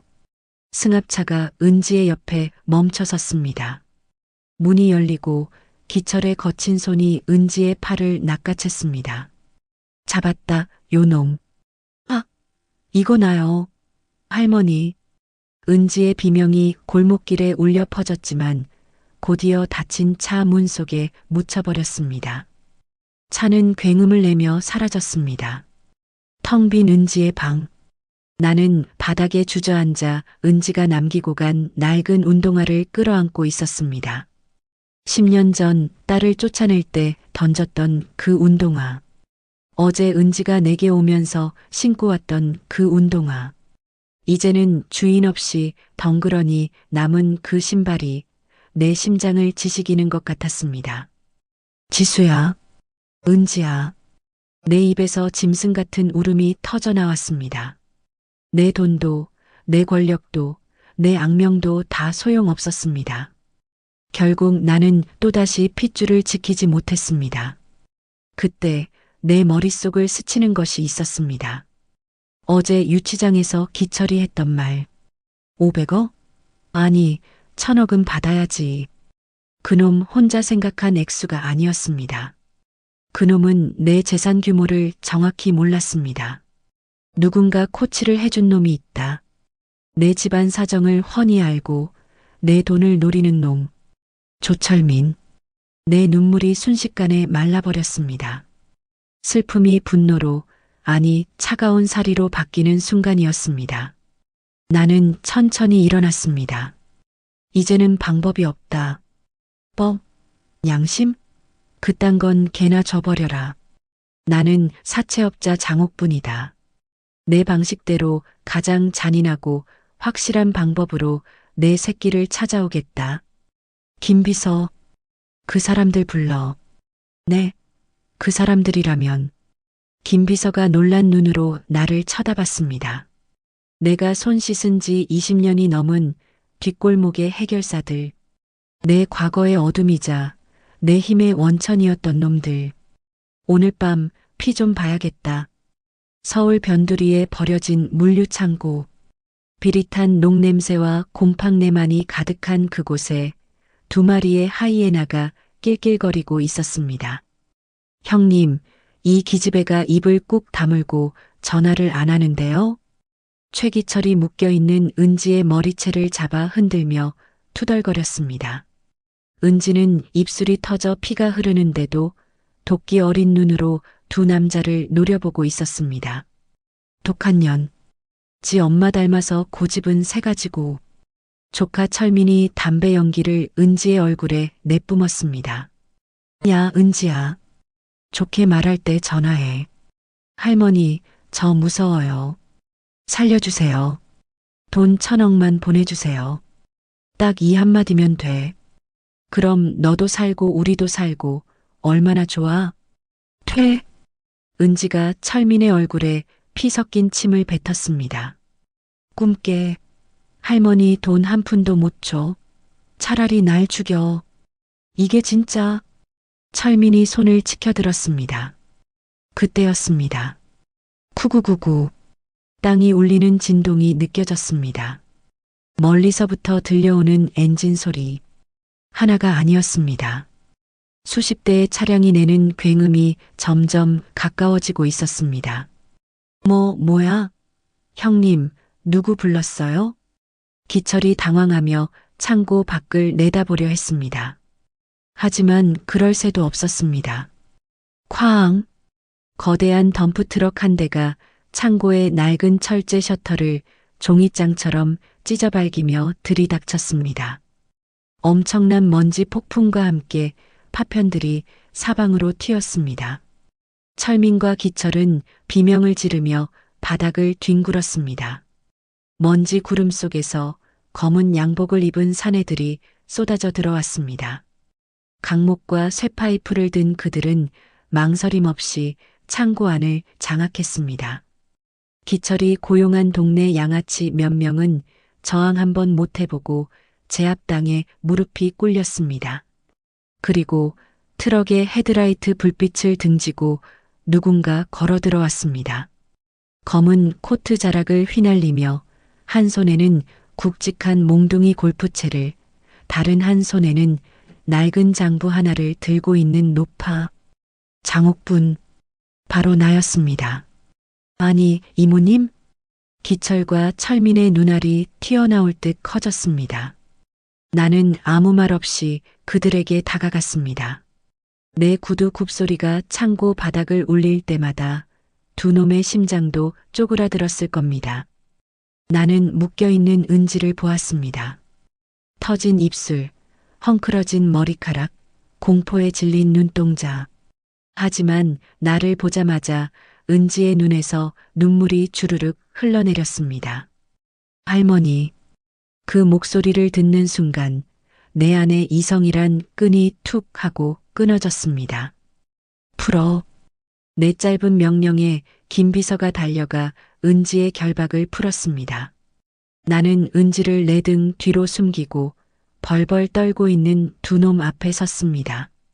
자, 이제 계산을 해볼까? 나는 들고 있던 낡은 장부를 바닥에 던졌습니다. 이게 뭔지 아나? 철민이 침을 꼴깍 삼키며 장부를 쳐다봤습니다. 그건 내가 20년 전 명동 사채 시장을 평정할 때 썼던 살생부였습니다. 돈 떼먹고 도망친 놈들, 배신한 놈들의 이름과 그 최후가 적힌 장부. 조철민. 내 놈이 내 유산 노리고 회사 돈 횡령한 거 내가 모를 줄 알았냐? 애란이 그년이 법인카드로 명품 사재기 한 거 내가 다 봐주고 있었어. 핏줄이라고. 이모님, 오해입니다. 저는 그냥. 닥쳐. 퍼. 내가 휘두른 골프채가 철민의 허벅지를 강타했습니다. 으악. 철민이 비명을 지르며 나뒹굴었습니다. 그리고 최기철. 내 놈은 감히 내 딸을 죽게 만든 것도 모자라 내 손녀를 납치해? 기철은 뒷걸음질 치다 벽에 부딪혔습니다. 자, 장모님, 말로 하시죠. 저 은지 아빠입니다. 은지야, 아빠 좀 살려줘라. 기철이 은지 쪽을 향해 애원했습니다. 비겁한 새끼. 나는 기철의 멱살을 잡고 바닥에 패대기 쳤습니다. 칠순 노인의 힘이라고는 믿기지 않을 괴력이었습니다. 분노가 나를 초인으로 만들었습니다. 아빠, 내 놈 입에서 그 단어 한 번만 더 나오면 혀를 뽑아버릴 거야. 나는 기철의 손을 밟았습니다. 도박하느라, 여자 때리느라 썼던 그 더러운 손. 으악, 장모님, 잘못했습니다. 살려만 주세요. 살려달라고? 내 딸 지수가 아파서 죽어갈 때, 살려달라고 빌었을 때, 넌 어디 있었어? 지수가 병원비 없어서 피 토할 때, 넌 어디서 딴 년이랑 뒹굴고 있었냐고. 나는 골프채를 들어 올렸습니다. 내 눈에는 더 이상 법도 도덕도 보이지 않았습니다. 오직 내 딸의 원한과 내 손녀의 상처만이 보였습니다. 할머니, 그때 뒤에서 은지가 나를 껴안았습니다. 내 허리를 감싸 안고 내 등에 얼굴을 묻은 채 울부짖었습니다. 하지 마세요. 할머니, 그러지 마세요. 저 사람들 때문에 할머니 손 더럽히지 마세요. 은지의 뜨거운 눈물이 내 등판을 적셨습니다. 저 무서워요. 할머니가 저 사람들 때리는 거 무서워요. 그냥 집에 가요. 네. 은지의 애원. 그 목소리가 광기에 사로잡혔던 나를 현실로 되돌려 놓았습니다. 손녀가 보는 앞에서 살인자가 될 수는 없었습니다. 나는 거칠게 숨을 몰아쉬며 들고 있던 골프채를 바닥에 떨어뜨렸습니다. 땡그랑 하는 소리가 창고의 정적을 깼습니다. 나는 뒤를 돌아 은지를 마주 안았습니다. 피투성이가 된 내 새끼. 미안하다. 미안하다 은지야. 할미가 늦어서 미안해. 우리는 먼지 구덩이 속에서 서로를 부둥켜 안고 한참을 울었습니다. 하지만 여기서 끝낼 수는 없었습니다. 나는 눈물을 닦고 김 비서를 불렀습니다. 김 실장. 네, 회장님. 이놈들 경찰에 넘겨. 납치, 감금, 협박, 폭행. 죄목 하나도 빠짐없이 다 걸어. 그렇지만 최기철 씨는 친권 문제가. 나는 바닥에 널브러진 기철을 내려다보며 차갑게 웃었습니다. 친권? 아동학대 현행범으로 잡혔는데 친권이 무슨 소용이야? 게다가 나는 철민을 발로 툭 찼습니다. 이놈이랑 공모해서 미성년자 약취 유인한 증거 여기 녹음기에 다 있어. 나는 품속에서 소형 녹음기를 꺼내 보였습니다. 아까 들어오기 전 창고 밖에서 도청 장치로 녹음한 파일. 애만 확보하면 돈은 반반이라고 떠들던 그들의 목소리가 고스란히 담겨 있었습니다. 그리고 조철민. 너는 회사 돈 횡령에 배임까지 추가다. 감방에서 썩을 준비나 해. 철민과 기철의 얼굴이 사색이 되었습니다. 그제야 그들은 자신들이 건드린 상대가 누구인지 깨달은 듯 했습니다. 단순한 돈 많은 노인네가 아니라 산전수전 다 겪은 마녀였다는 것을. 끌고 가. 내 명령에 검은 양복들이 두 놈을 짐짝처럼 끌고 나갔습니다. 이모님, 장모님, 한 번만 봐주세요. 그들의 비명소리가 멀어질 때까지 나는 눈 하나 깜짝하지 않았습니다. 창고 밖으로 나오자 밤 공기가 차가웠습니다. 하지만 그 어느 때보다 상쾌했습니다. 나는 은지의 어깨에 내 코트를 벗어 덮어주었습니다. 가자, 집으로. 네. 할머니. 은지는 내 손을 꼭 잡았습니다. 아까보다 훨씬 더 강한 힘으로. 우리는 어둠을 뚫고 불빛이 반짝이는 도시를 향해 걸어갔습니다. 차에 타자마자 은지는 긴장이 풀렸는지 내 어깨에 기대어 잠이 들었습니다. 잠든 은지의 얼굴을 쓰다듬으며 나는 다시 한번 다짐했습니다. 이제 내 손녀를 위협하는 것은 아무것도 남지 않았다고. 악인들은 심판받았고 우리는 비로소 진정한 평화를 얻었다고. 하지만 아직 끝나지 않은 것이 있었습니다. 내 마음속의 빛, 딸 지수에 대한 죄책감. 악당들을 물리쳤다고 해서 내가 딸을 버린 죄가 사라지는 것은 아니었으니까요. 나는 창밖의 달을 보며 딸에게 속삭였습니다. 지수야, 보고 있니? 엄마가 우리 은지 구해왔어. 이제 안심해. 며칠 후, 집안은 다시 평화를 되찾았습니다. 은지는 병원에서 치료를 받고 퇴원했습니다. 다행히 큰 부상은 아니었습니다. 철민과 기철은 구속되었습니다. 내 변호인단이 총동원되어 그들에게 법정 최고형을 구형할 예정이었습니다. 친권 박탈 소송도 순조롭게 진행되고 있었습니다. 그런데 한 가지 문제가 생겼습니다. 은지가 웃지 않는 것이었습니다. 몸의 상처는 아물었지만 마음의 상처는 덧나고 있는 것 같았습니다. 밥도 잘 먹고 학교도 잘 다니지만 가끔 먼 산을 보며 멍하니 있는 시간이 늘었습니다. 은지야, 무슨 고민 있니? 내가 물어보면 은지는 고개를 저으며 억지 미소를 지었습니다. 아니에요, 할머니. 그냥 엄마 생각이 나서요. 엄마. 그렇습니다. 은지에게 필요한 건 복수가 아니었습니다. 떠나간 엄마와의 제대로 된 이별, 그리고 용서였습니다. 그리고 나 역시 딸에게 용서를 구해야 할 시간이 다가오고 있었습니다. 나는 달력을 보았습니다. 내일은 지수의 생일이었습니다. 김비서, 차 대기시켜. 어디 가시려고요? 납골당. 우리 식구, 소풍 좀 가야겠다. 나는 은지의 방 문을 두드렸습니다. 은지야, 내일 할미랑 어디 좀 같이 가자. 어디요? 내 엄마 만나러. 은지의 눈이 커졌습니다. 나는 은지의 손을 잡고 말했습니다. 가서 할미가 내 엄마한테 사과해야지. 무릎 꿇고 빌어야지. 그리고 너랑 나 우리 둘이서 엄마 생일 축하해주자. 은지의 눈에 눈물이 고였습니다. 그것은 슬픔의 눈물이 아니라 치유의 눈물이었습니다.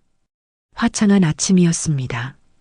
지난 며칠간 서울을 뒤덮었던 잿빛 구름이 거짓말처럼 걷히고 눈이 시리게 파란 하늘이 열렸습니다. 마치 오늘 우리가 가는 길을 하늘에 있는 누군가가 축복해주는 것처럼 말입니다. 나는 새벽부터 부산을 떨었습니다. 주방에 들어가 딸 지수가 생전에 좋아했던 음식들을 직접 준비했습니다. 호박전, 잡채, 그리고 소고기 미역국. 남이 해주는 밥만 먹던 회장님이 앞치마를 두르고 전을 부치는 모습에 가정부들이 놀라 입을 다물지 못했지만 나는 아랑곳하지 않았습니다. 내 손으로 따뜻한 밥 한 끼 지어 먹이지 못한 죄, 이렇게라도 갚고 싶었습니다. 할머니, 냄새가 너무 좋아요. 은지가 부엌으로 들어와 코를 킁킁거렸습니다. 상처 입었던 얼굴의 멍은 많이 가라앉았고 표정도 한결 편안해 보였습니다. 나는 갓 부친 호박전 하나를 호호 불어 은지의 입에 넣어 주었습니다. 어떠냐? 간이 맞냐? 네, 진짜 맛있어요. 우리 엄마가 해준 거랑 맛이 똑같아요. 그 말에 나는 잠시 멈칫했습니다. 엄마의 손맛. 그건 결국 내 손맛이었을 테니까요. 핏줄이라는 게, 입맛이라는 게 참 무섭습니다. 우리는 정성껏 싼 도시락과 꽃다발을 들고 차에 올랐습니다. 목적지는 경기도의 한 추모공원. 은지가 엄마를 모셔둔 곳이었습니다. 가는 길 내내 나는 차창 밖만 바라보았습니다. 심장이 터질 것만 같아서 은지의 얼굴을 볼 수가 없었습니다. 10년 만입니다. 내 딸을 보러 가는 것이 살아생전 다시는 내 눈앞에 나타나지 말라고 저주를 퍼부었는데 이제 와서 무슨 낯으로 보러 가나 싶어 두려움이 앞섰습니다. 내 떨리는 손을 은지가 살포시 잡아주었습니다. 할머니, 엄마도 기다리고 있을 거예요. 정말이에요. 아이의 위로가 늙은 어미의 가슴을 더 아프게 찔렀습니다. 추모공원은 고요했습니다. 따스한 햇살이 비추는 야외봉안당. 은지의 안내를 따라 한참을 걸어 들어간 곳, 구석진 자리에 작은 대리석 명패가 보였습니다. 유지수. 그 이름 석자를 보는 순간 나는 그 자리에 털썩 주저앉고 말았습니다. 다리에 힘이 풀려 서 있을 수가 없었습니다. 유리관 안에는 환하게 웃고 있는 지수의 사진이 놓여 있었습니다. 내가 딸을 내쫓기 전 대학 졸업식 때 찍어주었던 바로 그 사진이었습니다. 학사모를 쓰고 꽃다발을 안은 채 세상 부러울 것 없이 웃고 있는 내 딸. 저렇게 예뻤는데, 저렇게 빛났는데. 지수야. 목구멍에서 끓어오르는 소리가 터져 나왔습니다. 지수야. 엄마 왔다. 못난 내 엄마가 이제야 왔다. 나는 유리관을 부여잡고 오열했습니다. 차가운 유리의 감촉이 마치 딸의 식어버린 뺨 같았습니다. 미안하다. 내가 잘못했다. 내가 너를 죽였다. 나 같은 년은 어미 자격도 없다. 체면이고 뭐고 없었습니다. 지나가던 사람들이 쳐다보든 말든 나는 짐승처럼 울부짖었습니다. 지난 10년간 억지로 외면하고 덮어두었던 죄책감이 댐이 무너지듯 쏟아져 나왔습니다. 비 오는 날 맨발로 쫓아냈던 기억. 아프다는 소식을 듣고도 모른 척했던 기억.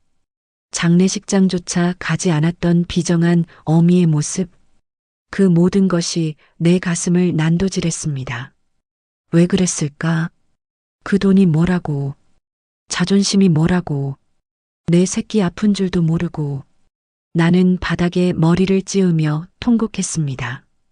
할 수만 있다면 내 목숨을 내놓고 시간을 되돌리고 싶었습니다. 그때 은지가 내 어깨를 감싸 안았습니다. 은지도 울고 있었습니다. 하지만 은지는 울면서도 주머니에서 무언가를 꺼냈습니다. 낡고 닳아서 표지가 너덜너덜해진 작은 수첩이었습니다. 할머니, 이거 보세요. 엄마 일기장이에요. 일기장? 엄마가 죽기 전까지 매일 썼던 거예요. 저한테 유언처럼 남기셨어요. 언젠가 할머니를 만나면 꼭 전해드리라고요. 나는 떨리는 손으로 수첩을 받아들었습니다. 누렇게 바랜 종이 위에 낯익은 딸의 글씨체가 적혀 있었습니다. 눈물 때문에 글씨가 흐릿하게 보였지만 나는 한 글자 한 글자 더듬어 읽어 내려갔습니다. 2024년 5월 8일. 어버이날. 오늘도 비가 온다. 엄마 무릎이 시릴 텐데. 약은 드셨을까? 엄마가 좋아하는 쑥떡을 봤는데 살 돈이 없어서 한참을 서성이다 그냥 왔다. 엄마 미안해. 효도 한번 못하고 이렇게 짐만 되어서. 그래도 나 엄마 원망 안 해. 엄마가 나 때문에 얼마나 고생했는지 아니까. 남편 없이 혼자 몸으로 악착같이 돈 벌어서 나 키워준 거. 다 아니까. 엄마가 나 내쫓을 때 마음이 찢어졌을 거라는 거 알아. 엄마, 보고 싶다. 따뜻한 엄마 품이 너무 그립다. 2024년 8월 20일. 은지 생일. 내 몸이 점점 안 좋아진다. 피를 토하는 횟수가 늘었다. 이제 얼마 남지 않은 것 같다. 걱정되는 건 우리 은지뿐이다. 그 철없는 남편놈은 오늘도 집에 안 들어왔다. 만약 내가 죽으면 우리 은지는 누가 돌보지? 엄마, 염치 없지만 내가 죽으면 은지를 부탁해도 될까? 아니야. 엄마한테 또 짐을 지울 순 없어. 하지만 만약 하늘이 허락해서 엄마가 은지를 만나게 된다면 엄마가 은지를 사랑해줬으면 좋겠다. 내 목까지 사랑해줬으면 좋겠다. 마지막 장에는 삐뚤빼뚤한 글씨로 이렇게 적혀 있었습니다. 엄마 사랑해. 다음 생에는 엄마 말 잘 듣는 착한 딸로 태어날게. 부디 아프지 말고 내 걱정 말고 행복하게 살아. 마이너스 지수 올림. 아, 나는 일기장을 가슴에 품고 하늘을 향해 비명을 질렀습니다. 이 바보 같은 것이, 미련한 것이, 자기를 버린 어미를 원망하기는커녕 사랑한다고, 보고 싶다고 썼습니다. 죽어가는 순간까지 어미 걱정을 하고 딸을 부탁한다고 기도했습니다. 나는 그 사랑에 숨이 막혀 죽을 것 같았습니다. 내가 대체 무슨 짓을 한 겁니까? 이렇게 착한 아이를, 이렇게 나밖에 모르는 아이를 내가 죽인 겁니다. 지수야, 내가 잘못했다. 제발, 제발 한 번만이라도 좋으니 꿈에라도 나와다오. 엄마가 잘못했다고 빌게 해다오. 나는 탈진할 때까지 울고 또 울었습니다. 은지는 아무 말 없이 내 등을 토닥여 주었습니다. 그 작은 손길이 마치 지수의 손길처럼 따뜻했습니다. 한참이 지났을까?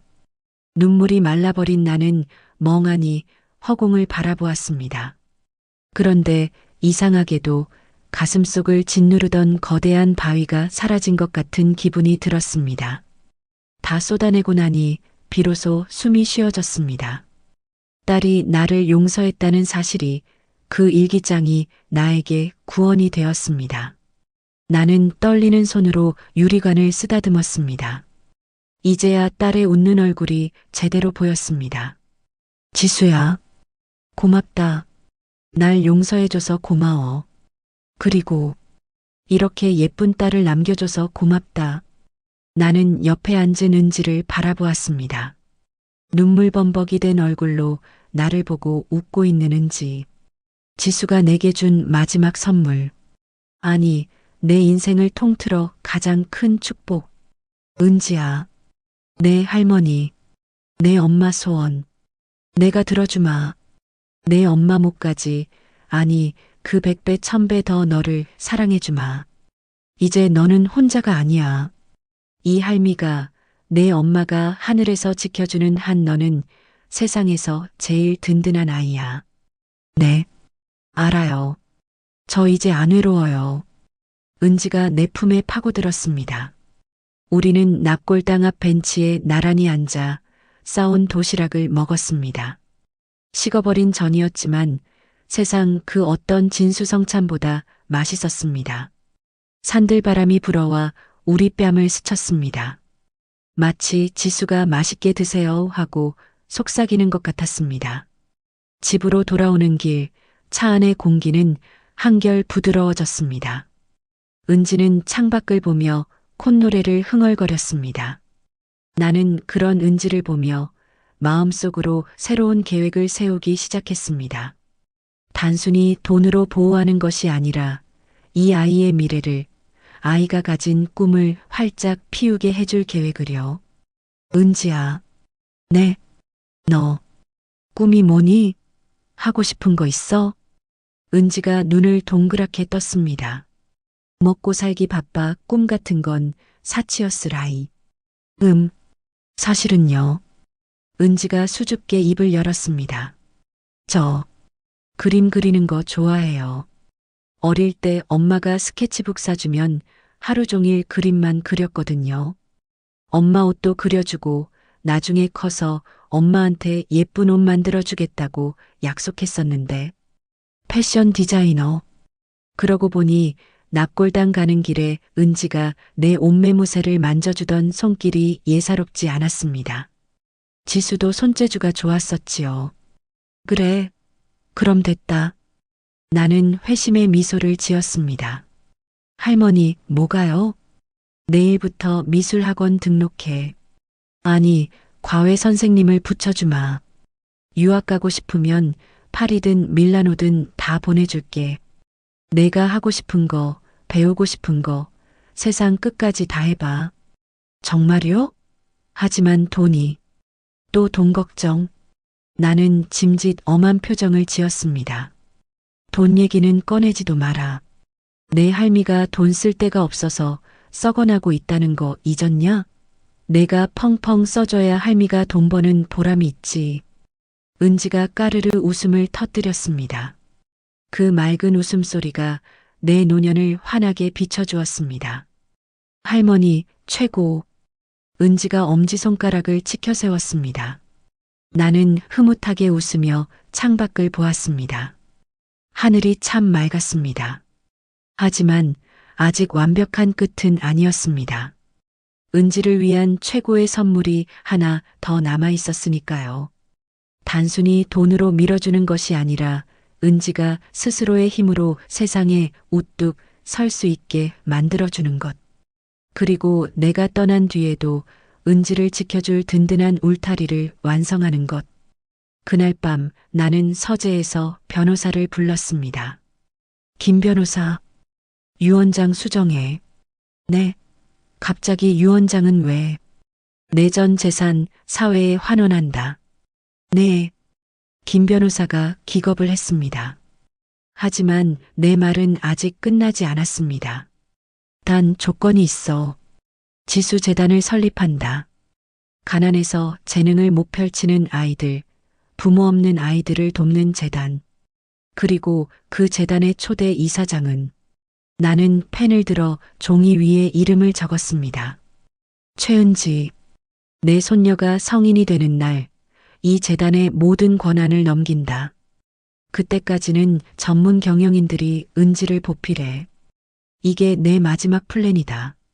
돈을 물려주면 하이에나들이 꼬이지만 명예와 책임을 물려주면 세상이 아이를 존경하게 될 것입니다. 나는 은지를 단순히 부잣집 손녀가 아니라 세상을 품는 큰 나무로 키울 것입니다. 그것이 내가 할 수 있는 진정한 속죄이자 사랑이니까요. 시간은 강물처럼 흘러 어느덧 5년이라는 세월이 지났습니다. 프랑스 파리 루브르 박물관 앞에 거대한 텐트. 세계 패션의 중심이라 불리는 이곳은 오늘따라 유난히 뜨거운 열기로 가득 차 있었습니다. 수많은 카메라 플래시가 터지고 전 세계에서 온 패션계 거물들이 런웨이를 주시하고 있었습니다. 나는 맨 앞줄 VIP석에 앉아 있었습니다. 5년 전보다 흰머리는 더 늘었고 주름은 깊어졌지만 내 눈빛만큼은 그 어느 때보다 빛나고 있었습니다. 내 옆에는 든든한 김 비서가 아니 이제는 김 사장이 된 그가 감격스러운 표정으로 손수건을 쥐고 있었습니다. 회장님, 드디어 시작합니다. 조명이 어두워지고 웅장한 음악이 흘러나왔습니다. 그리고 무대 위로 모델들이 걸어 나오기 시작했습니다. 화려하면서도 절제된 선, 한국적인 미를 현대적으로 해석한 독창적인 의상들. 모델들이 입고 있는 옷 하나하나에 디자이너의 영혼이 깃들어 있었습니다. 사람들의 탄성이 터져 나왔습니다. 훌륭해. 그녀는 도대체 누구지? 나는 가슴이 벅차올라 숨을 쉬기조차 힘들었습니다. 저 옷들을 만든 아이, 저 무대를 기획한 아이, 바로 내 손녀 최은지였습니다. 5년 전 미술학원 문턱도 못 밟아봤던 아이가 밤을 새워가며 스케치북을 채우던 모습이 스쳐 지나갔습니다. 유학생활 동안 인종차별과 텃세에 시달리면서도 할머니, 나 앉아요. 할머니 손녀잖아요. 하며 씩씩하게 버티던 그 모습들이 주마등처럼 스쳐갔습니다. 쇼가 절정에 다다르고 마지막 모델이 들어갔습니다. 그리고 피날레. 모든 조명이 런웨이 입구에 집중되었습니다. 사회자의 목소리가 울려 퍼졌습니다. 그리고 오늘의 주인공, 디자이너 은지 최. 검은색 슈트를 단정하게 차려입은 은지가 걸어 나왔습니다. 5년 전 빗속에서 폐지를 줍던 그 왜소한 소녀는 온데간데 없었습니다. 당당한 어깨, 자신감 넘치는 걸음걸이, 그리고 세상을 향해 환하게 웃는 미소. 그것은 내가 그토록 보고 싶었던 내 딸 지수가 꿈꾸었던 바로 그 모습이었습니다. 은지는 무대 중앙에서 관객들에게 인사를 했습니다. 우레와 같은 박수 소리가 쏟아졌습니다. 그런데 은지는 다시 백스테이지로 들어가지 않고 런웨이 아래로 내려왔습니다. 그리고 성큼성큼 내게로 걸어왔습니다. 사람들의 시선이 나에게 꽂혔습니다. 은지는 내 앞에 무릎을 꿇고 내 손을 잡았습니다. 할머니, 은지의 눈가가 촉촉하게 젖어 있었습니다. 저랑 같이 걸어주실래요? 내가, 이 늙은이가 거길 왜? 이 무대는 할머니가 만들어주신 거예요. 할머니가 없었다면 저도 없었어요. 제 첫 영광은 할머니와 함께하고 싶어요. 나는 거절할 수 없었습니다. 은지의 손을 잡고 일어섰습니다. 은지는 내 팔짱을 끼고 나를 무대 위로 이끌었습니다. 지팡이에 의지한 늙은 할머니와 눈부시게 젊은 디자이너 손녀. 어울리지 않을 것 같은 두 사람의 동행에 관객들은 잠시 술렁이다가 곧이어 기립박수를 보냈습니다. 그 어떤 톱모델의 워킹보다 아름다운 장면이었습니다. 은지는 마이크를 잡고 떨리는 목소리로 말했습니다. 오늘의 이 영광을 10년이라는 긴 어둠 속에서 저를 구원해 주신 나의 영웅, 장옥분 여사님께 바칩니다. 그리고 하늘에서 보고 계실 나의 어머니, 유지수님께 이 무대를 바칩니다. 그 순간 내 눈에서 참았던 눈물이 터져 나왔습니다. 수천 명의 환호 속에서 나는 하늘을 올려다보았습니다. 조명빛 너머 어딘가에 있을 내 딸. 지수야, 보고 있니? 내 딸이 이렇게 컸다. 내가 못다 이룬 꿈, 은지가 해냈다. 나 약속 지켰다. 그렇지? 한국으로 돌아온 우리는 더 바쁜 나날을 보냈습니다. 은지의 브랜드는 날개 돋친 듯 팔려나갔지만 은지는 수익금의 대부분을 기부했습니다. 그리고 내가 약속했던 지수 재단이 정식으로 출범했습니다. 재단 설립식 날, 은지는 이사장 자격으로 단상에 섰습니다. 돈이 없어서 꿈을 포기하는 아이가 없도록, 아파도 병원에 못 가는 이웃이 없도록 저희 재단이 작은 등불이 되겠습니다. 그것이 저희 할머니의 뜻이고 제 어머니의 유언입니다. 나는 그 모습을 뒤에서 지켜보며 흐뭇한 미소를 지었습니다. 내 평생 모은 돈, 그 피 묻은 돈이 이제야 죗값을 하는 것 같았습니다. 악착같이 긁어 모은 돈이 누군가의 눈물을 닦아주는 데 쓰인다는 사실이 나를 구원했습니다. 행사가 끝나고 집으로 돌아온 저녁, 나는 정원 벤치에 앉아지는 노을을 바라보고 있었습니다. 이제 내 몸도 예전 같지 않았습니다. 조금만 걸어도 숨이 차고 깜빡깜빡 기억이 흐려질 때도 있었습니다. 하지만 두렵지 않았습니다. 내 할 일은 다 했으니까요. 할머니, 여기서 뭐 하세요? 쌀쌀한데. 은지가 담요를 들고 나와 내 어깨에 덮어주었습니다. 그냥 노을이 예뻐서 감기 들어요. 들어가요. 은지야. 네. 나는 은지의 손을 잡았습니다. 거칠었던 내 손도 고생만 했던 은지의 손도 이제는 많이 부드러워졌습니다. 고맙다. 뭐가요? 갑자기 나 같은 늙은이한테 와줘서, 날 미워하지 않고 가족으로 받아줘서, 내가 내 손녀라서 정말 고맙다. 은지가 내 무릎에 얼굴을 기댔습니다. 할머니는 제 은인이에요. 그리고 세상에서 제일 친한 친구고 엄마고 아빠예요. 제가 더 고마워요. 오래오래 사셔야 해요. 저 시집갈 때도 손잡고 들어가 주셔야죠. 그래. 그래야지. 나는 은지의 머리카락을 쓰다듬으며 눈을 감았습니다. 따뜻했습니다.